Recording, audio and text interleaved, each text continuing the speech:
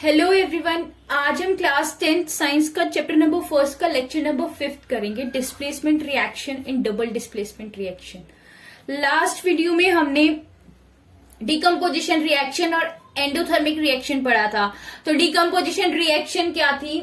Decomposition reaction में एक complex compound break हो रहा था सिंपलर सब्सटेंसेस में, उसके लिए हमें एनर्जी की रिक्वायरमेंट भी थी।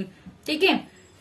और एंडोथर्मिक रिएक्शन वो रिएक्शन जिसमें हमें एनर्जी देनी पड़ती है उस रिएक्शन को करवाने के लिए, जिस भी रिएक्शन को करवाने के लिए हमें एनर्जी देनी पड़े, उस टाइप की रिएक्शन को हम एंडोथर्मिक रिएक्शन बोलते हैं। So without wasting time let's get started. Displacement reaction, double displacement reaction पढ़ेंगे। ठीक है। तो डिस्प्लेसमेंट रिएक्शन होती क्या है? डिस्प्लेसमेंट रिएक्शन नाम से ही पता लग रहा है किसी चीज को डिस्प्लेस करना। ठीक है। एक एलिमेंट दूसरे एलिमेंट को उसके सॉल्ट में से डिस्प्लेस कर दे तो वो डिस्प्लेसमेंट रिएक्शन होती है। जैसे डेफिनेशन है, reaction in which more reactive elements displace less reactive element from its salt solution. Okay, मतलब कि जो मोर रिएक्टिव एलिमेंट है वो लेस रिएक्टिव एलिमेंट को डिस्प्लेस कर देगा। फॉर एग्जाम्पल, फेरस है, उसको कॉपर सल्फेट के सॉल्यूशन में डाला। ठीक है। तो क्या बन गया? फेरस सल्फेट और कॉपर को क्या कर दिया? डिस्प्लेस कर दिया। Okay, clear.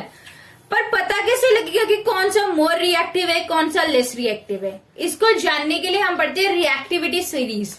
तो रिएक्टिविटी सीरीज में जो ऊपर लिखे हुए ये मोर रिएक्टिव है, बीच वाले मॉडरेट है एंड नीचे वाले लेस रिएक्टिव और you can say least reactive. Okay, तो इसको देखो, सबसे पहले पोटेशियम, सेकंड नंबर पे sodium, then calcium, magnesium, aluminium, zinc, ferrous, PB is your lead, H is your hydrogen, CU copper, HG mercury, AG silver and AU is your gold. Okay, इसको याद करने की एक ट्रिक है, Kedar, K for Kedar, potassium, N A for Nath, sodium, के मीठे आलू जरा फीके पकाता है चाहत है आजा आजा। केदारनाथ के मीठे आलू जरा फीके पकाता है चाहत है आजा आजा। तो इस ट्रिक से आप इसको याद कर सकते हो। ओके, जैसे कि अगर हम दूसरा एग्जाम्पल ले तो ये लेड है। ठीक है। रिएक्टिविटी सीरीज में देखो, लेड, कॉपर क्लोराइड के सॉल्यूशन में हमने लेड को डाला, तो जो लेड है वो रिएक्टिविटी सीरीज में कॉपर से ऊपर है। ठीक है। इट मीन्स मोर रिएक्टिव है कॉपर से, तो कॉपर को क्या कर रहा है? डिस्प्लेस कर रहा है और क्या बन जा रहा है? PbCl2। ठीक है। और ये कॉपर हट गया। वैसे ही थर्ड रिएक्शन में जिंक, जिंक देखो ज्यादा रिएक्टिव है ना कॉपर सल्फेट से, कॉपर यहां आ रहा है और जिंक यहां पर है, तो जिंक ने क्या करा? कॉपर को डिस्प्लेस कर दिया। ठीक है। और ये क्या बन गया? ZnSO4, zinc sulphate. ओके, ये जो फर्स्ट रिएक्शन हमने पढ़ी थी ना, इसमें क्या होता है, ऐसा क्वेश्चन आ जाता है कि जो आयरन नेल है ना, जो आपने कॉपर सल्फेट का सॉल्यूशन लिया, जैसे मान लो एक बीकर है। ठीक है, ये बीकर जैसा मान लो कुछ। ठीक है, इसमें आपने कॉपर सल्फेट का सॉल्यूशन लिया, बीकर की चोंच भी निकली होती है, तुम कंटेनर मान लो उसको।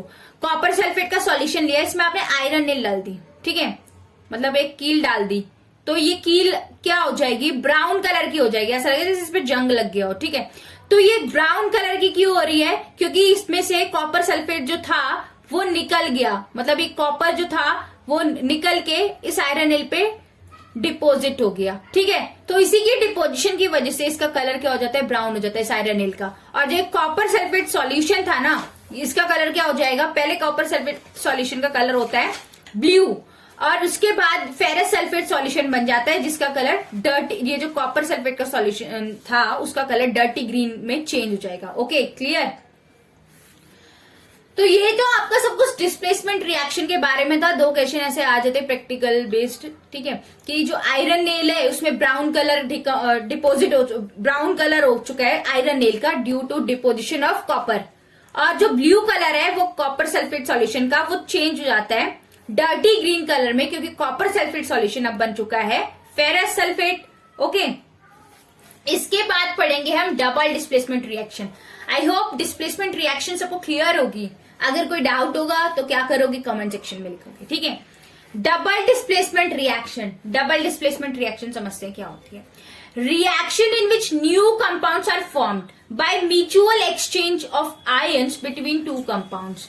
दो कंपाउंड्स के बीच में आयंस का एक्सचेंज हो गया। फॉर एग्जाम्पल ये क्या है, सोडियम सल्फेट को आप बेरियम क्लोराइड में डाल दो, ठीक है, बेरियम क्लोराइड के सॉल्यूशन में डाल दो, तो इनका एक्सचेंज हो जाता है आपस में, ठीक है, इंटरचेंज हो जाएंगे। ये बेरियम सल्फेट बन जाएगा, ठीक है, और ये सोडियम क्लोराइड बन जाएगा। ये जो बेरियम सल्फेट होता है ना, ये व्हाइट प्रेसिपिटेट फॉर्म करता है, व्हाइट प्रेसिपिटेट।